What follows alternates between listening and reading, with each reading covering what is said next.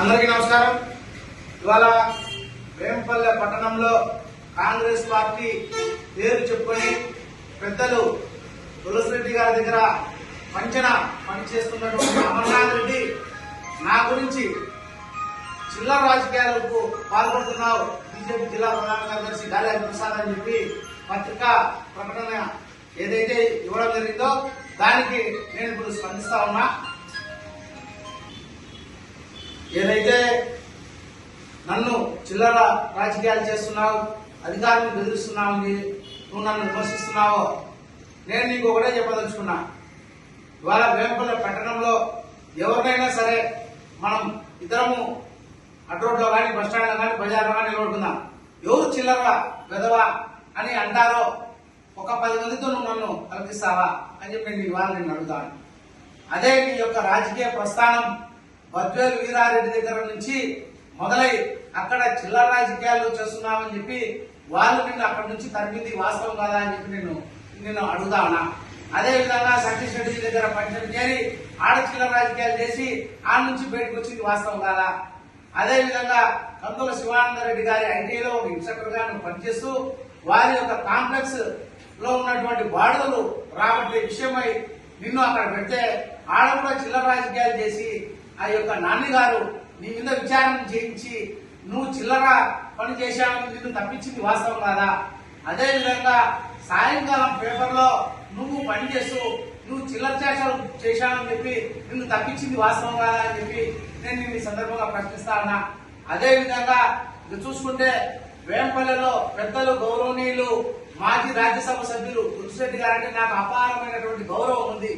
ఆయన మీద నాకు గౌరవం ఉంది కాబట్టి మా యొక్క కుటుంబంలో ఉన్నటువంటి 20 సూత్రాల అమలు కమిటీ చైర్మన్ లంకా దినకర్ గారు వేంపల్లెకి వస్తే ఆయన గారిని మర్యాదపూర్వకంగా కలిసి రావడం జరిగింది. అది నాకు ఆయన గారి మీద ఉన్నటువంటి గౌరవం. కానీ నువ్వు ఆయన పేరు చెప్పుకొని నువ్వు చిల్లర పనులకు పాల్పడతా అనేది నువ్వే అమర్నాథ్ రెడ్డి, నేను కాదు.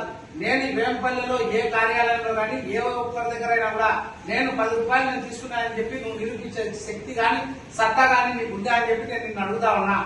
అదే విధంగా ఇప్పుడు ఒక విలేకరిగా నువ్వు పనిచేస్తావు విశాలంగా అని చెప్పి నువ్వు ఈ దగ్గర ఏమైనా లౌకికవాదాలు ఉన్నాయా? నీకు ఆ పథకాలు కూడా నువ్వు ఎన్నో చిల్లర చేష్టాలు చేస్తానని చెప్పి ప్రజలందరికీ కూడా తెలుసు. అలాంటిది ఇవాళ ఆయన తులసిరెడ్డి గారంటే ఒక తులసివనం లాంటి వారు. అలాంటి ఆయన దగ్గర పెద్ద ఆయన దగ్గర నువ్వు ఒక గంజాయి మొక్కగా ఉండి ఆయనకు మచ్చ తెచ్చేందుకు ప్రయత్నం చేస్తావు తప్ప అనవసరమైనటువంటి బురద తల్లి ఆయనకేందో నేను పేరు తీసుకొస్తున్నాను అని చెప్పి నువ్వు ఆయన దగ్గర మెప్పు పొందేందుకు నా మీద ఒక జాతీయ వాద సిద్ధాంతం పనిచేసినటువంటి నన్ను చిల్లర రాజకీయాలకు పాల్పడతానని చెప్పావా? నువ్వు నిరూపించే నీ శక్తి నీకు ఉందా చెప్పు. ఎవరైనా కూడా నువ్వు నాకు 10 రూపాయలు ఇచ్చినారని నువ్వు చెప్పించే శక్తి నీకు ఏమైనా ఉందా? లేదు. అదే నువ్వు ఎంతమంది దగ్గర ఎన్ని చిల్లర చేష్టాలు చేసింది, నువ్వు ఎంత చిల్లరగా ఉండింది కూడా నేను నిరూపించడానికి సిద్ధంగా ఉన్నా. నీ దగ్గర ఏమైనా ఆధారాలు ఉన్నాయా? నువ్వు చేసినటువంటి ఎన్నో చిల్లర పనులకు నా దగ్గర ఆధారాలు ఉన్నాయి. అవన్నీ బయట పెట్టమంటావా? కాబట్టి గుర్తుపెట్టుకో, నువ్వు ఇవాళ ఒక పత్రికను అడ్డం పెట్టుకుని నీకు కాంగ్రెస్ పార్టీలో సభ్యత్వం లేకపోయినా కూడా తులసిరెడ్డి గారి పిఏ అని చెప్పుకుంటూ అనేక మంది దగ్గర విష ప్రచారం చేసి ఆయన దగ్గరికి వచ్చినటువంటి ఎంతో మందిని కూడా నువ్వు రానిపోకుండా చేసి నీ యొక్క స్వార్థంతో ఆయన దగ్గర పనిచేస్తున్నావు.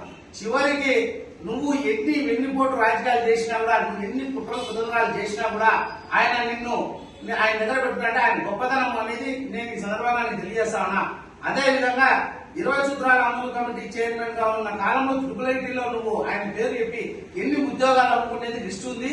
అదే విధంగా నీకు ఉద్యోగాలు ఇప్పిస్తామని చెప్పి డబ్బులు తీసుకుని వాళ్ళు మోసం చేసిన వాళ్ళ పేరు ఉంది, వాళ్ళని కూడా పిలిచేది ఇది నాకు దగ్గర ఉంది.